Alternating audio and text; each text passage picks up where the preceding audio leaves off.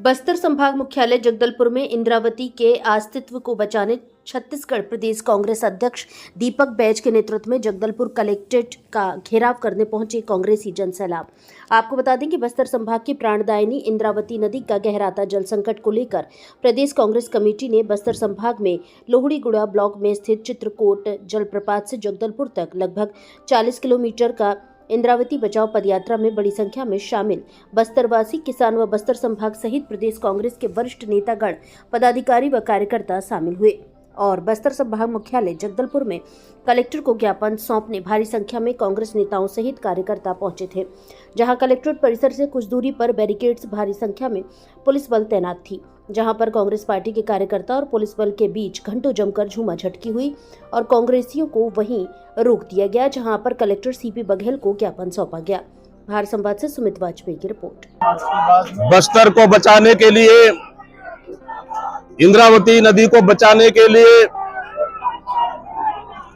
Congress party एवं किसान, तमाम बस्तर के जनता वो के साथ मिलकर लगातार 3 दिन तक 28, 29, 23 आज चित्रकोट से जगदलपुर तक पैदल यात्रा कर हम लोग पहुंचे हैं। इसलिए कि चित्रकोट पूरी तरह से सूख चुकी है, इंद्रावती नदी पूरी तरह से सूख चुकी है और भारतीय जनता पार्टी की सरकार, विष्णुदेव साय की सरकार, जल संसाधन मंत्री केदार कश्यप जी कोई बस्तर को पूरी तरह से उपेक्षित कर दिया। इन्होंने उड़ीसा में 50% जल बंटवारा का समझौता था, लेकिन हमें सिर्फ 20% का हिस्सा मिल रहा है और हमारा प्राणदायिनी नदी है, बस्तर का प्रमुख नदी है और जिससे किसानों की फसलें सूख गई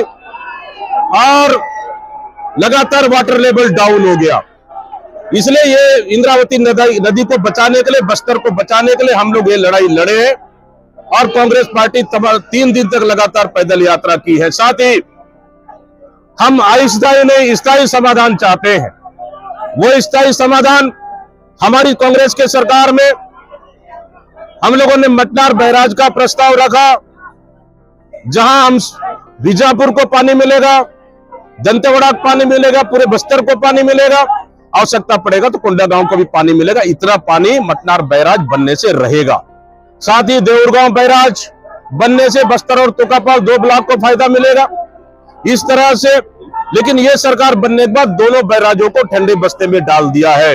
इसलिए हम इंद्रावती नदी को बचाने के लिए, इंद्रावती नदी को स्थायी समाधान के लिए हम लगातार मांग करते रहे हैं कि हमको मटनार बैराज बनाना है, देऊरगांव बैराज बनाना और इंद्रावती को बचाना। इसलिए बस्तर बचाओ, इंद्रावती बचाओ के नारे के साथ हम लोगों ने 3 दिन का पैदल यात्रा कर आज कलेक्टर घेराव में आए हैं और निश्चित रूप से ये सरकार को, सोई हुई सरकार को जगाने आए हैं और ज्ञापन देंगे और निश्चित रूप से हमारी जो मांगे हैं बस्तर को बचाने के लिए, पानी को बचाने के लिए, इंद्रावती को बचाने के लिए सरकार को तत्काल पहल करना चाहिए। आज हम यहाँ पर इंद्रावती बचाओ अभियान के तहत में यात्रा निकाल के कलेक्टर का घेराव कर रहे हैं।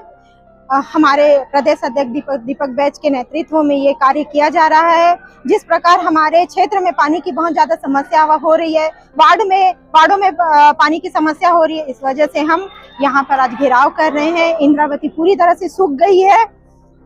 जिस तरह यहाँ ट्रिपल इंजन की सरकार है, केंद्र में सरकार मोदी की है, राज्य में है, अपना निगम में है, उड़ीसा क्षेत्र में भी है बीजेपी की सरकार। इन लोग इतनी सरकारें होने के बाद भी इन लोग हमारे इंद्रावती नदी को सुखा दिए हैं। किसी प्रकार का कोई यहाँ पे पहल नहीं हो रहा है।